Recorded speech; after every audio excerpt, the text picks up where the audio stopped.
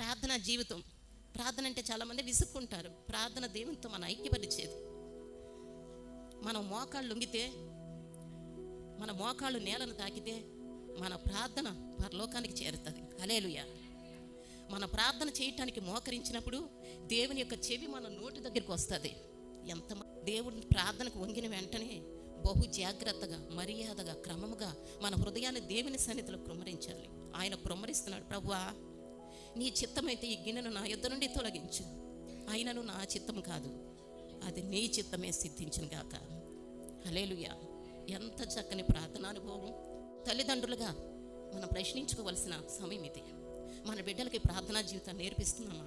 వాళ్ళు వినరు. పిల్లలు కాబట్టి మూర్ఖత్వం ఉంటుంది, వినరు.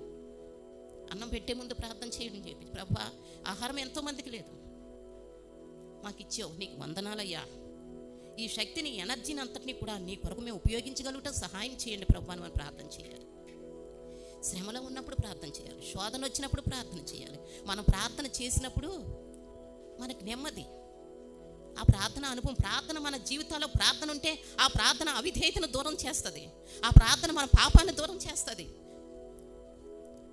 ప్రార్థన చేస్తే ఆ ప్రార్థన పాపం నుంచి మనం విడుదల చేస్తుంది. అందుకే సాతాను ప్రార్థనకి ఇష్టపడనివ్వదు. ప్రార్థన అంటే దానికి ఇష్టం లేదు. ఇక్కడ ప్రార్థన చేస్తుంటే సాతాను అక్కడ ఉనికిపోతూ ఉంటుంది. ఆయన ప్రార్థన మనకు నేర్పించాడు.